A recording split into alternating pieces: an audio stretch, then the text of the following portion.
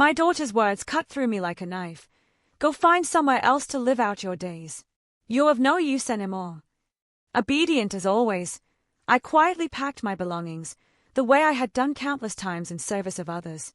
Just 3 days later, I was sitting across from an attorney, realizing that the man I had shared my life with for over 4 decades had been moving chess pieces long before I ever understood the game. But what my daughter, Victoria, never anticipated was that sometimes the pawn becomes the queen. This is the story of how I went from a widowed woman with no roof of her own to the one holding all the power. And believe me, the twists in my tale could rival a maze. 2 short months ago, I was Margaret Sullivan, loyal wife of 43 years, and mother to a daughter who would prove to be more ungrateful than I ever imagined. When Robert, my husband, collapsed from a sudden heart attack at 71, I felt as if the ground had given way beneath me. Yet, instead of comfort, Victoria appeared like a vulture circling fresh loss, her concern wrapped in designer labels, and a voice dripping with pretense. Mom, this house is far too much for you now. The stays, the upkeep, all those memories. You can't stay here, it isn't healthy. At first, I wanted to believe her. After all, Victoria had always been Robert's adored child, his little princess. He praised her every move, celebrated her marriage to Kevin, a wealthy investment banker, and doted on their children as if they were royalty. And me, I was the one who scrubbed the floors, balanced the meals, and kept the home turning smoothly. Invisible, reliable, ordinary. After the funeral, her hints grew into full-blown campaigns. She and Kevin cornered me over dinners, pressing glossy brochures into my hands for retirement homes and independent living communities. Mom, you'd love it there. No more responsibilities, people your own age, activities every day, she said, as though she were doing me a favor. What she really meant was, no inheritance to argue over later, and no mother left to inconvenience her perfect life. The breaking point arrived one Tuesday. I had been lingering in the guest room of my own home, unable to face packing Robert's things. Victoria arrived, uninvited, dragging Kevin and a pair of suitcases behind her. Mom, we've decided. Kevin's promotion means we need to move closer into the city. This house is perfect for us. Her voice, firm and rehearsed, struck me silent. Move in? But this is my house. Then her mask slipped, revealing the ruthless truth beneath. Actually, Dad left it all to me. The house, the accounts, the investments. I've been letting you stay here out of kindness, but it's time you found a place of your own. The words gutted me. My daughter, the child I had carried, fed, nurtured, defended, looked me in the eye, and told me to go die somewhere else. 43 years of marriage, reduced to 3 words, just the wife. That was the moment I understood how disposable I was in her eyes. After leaving the house I had poured my life into, I carried my world in 2 suitcases and a showbox of photographs. Kevin loaded them into the trunk of their shiny BMW as though he were hauling away trash, while Victoria tapped her watch, annoyed that I wasn't moving fast enough. She offered me a suggestion, her tone casual, like she was recommending a restaurant. There's a senior living complex on Maple Street, very affordable. You should check it out. Affordable, she said, while she was inheriting millions. They dropped me at a budget motel, the Sunset Inn, thin walls, thinner towels, and carpeting that reeked of decades of neglect. Victoria pressed a wad of bills into my hand, $200, like she was tipping a maid. This should cover you a few days, she said. Kevin added a rehearsed line about my newfound independence, unable to meet my eyes. And just like that, they were gone. In the quiet of that sagging mattress, I realized I wasn't just grieving a husband anymore, I was grieving the daughter I thought I had. But something gnawed at me. Robert had always been meticulous with his affairs. I had seen his will, years before, and I knew he would never abandon me. The next morning, I took the last of my cash and caught a bus to see his lawyer, an old family friend named Harrison Fitzgerald. Harrison greeted me warmly, though confusion crossed his face. Margaret, I tried to reach you after Robert's passing, but Victoria told me you were traveling. Traveling? Another lie.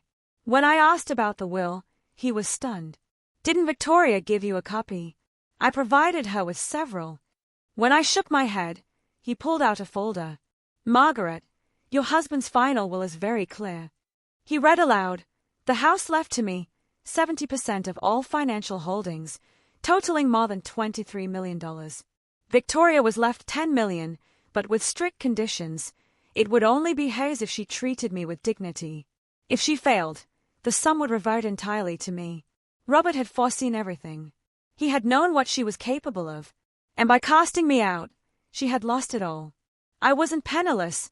I was the rightful heir to $33 million in the home I'd been thrown out of. The realization left me breathless.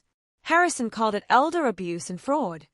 The forged documents Victoria had shown me were criminal. The authorities were called, the accounts frozen, and the investigation began. By that afternoon, Victoria's credit cards were being declined, the house utilities she transferred were suspended, and her fantasy empire crumbled. The phone rang.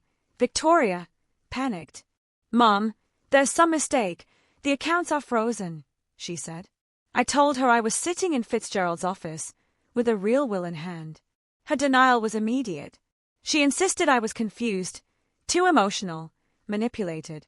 But I had the truth now, and for the first time, she was powerless. "Victoria," I told her, "not only do you inherit nothing, but the $10 million you were promised now belongs to me as well. Your father planned for this, and you proved him right." The silence on the other end was sweeter than victory itself. Victoria and Kevin's downfall didn't take long. That evening, the police arrested her at a restaurant, screaming about false accusations while Kevin scrambled for excuses. By morning, both were facing charges for fraud, forgery, and elder abuse. And for the first time in weeks, I slept in my own bed. Her designer clothes and expensive cosmetics were stuffed into garbage bags on the porch, waiting for her bail. This time, the house finally felt like mine. With Harrison's guidance, I began reshaping the home into something that reflected me. Robert's study, once his sacred retreat, became my art studio. The kitchen Victoria had planned to gut was rebuilt according to my vision. Every renovation erased a little more of the power they had stolen from me. But their schemes didn't end with fraud.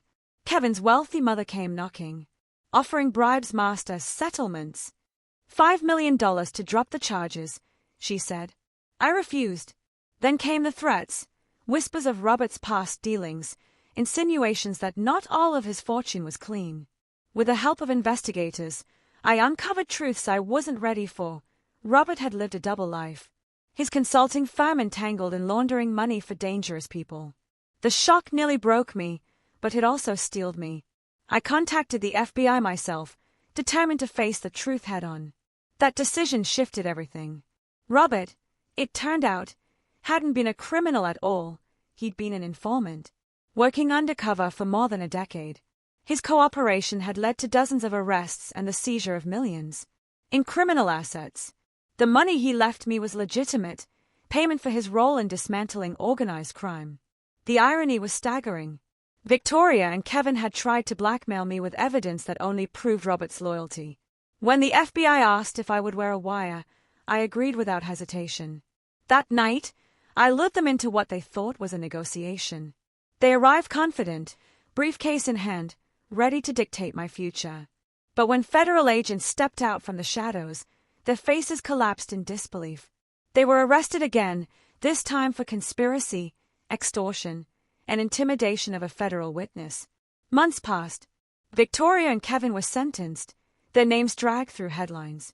While I rebuilt my life from the ground up, I used part of my inheritance to start a foundation, one that helps protect seniors from financial abuse. My story was shared in newsrooms, advocacy groups, and eventually, even television. They called it the mother's revenge. As for Victoria, she wrote letters from prison, begging for forgiveness.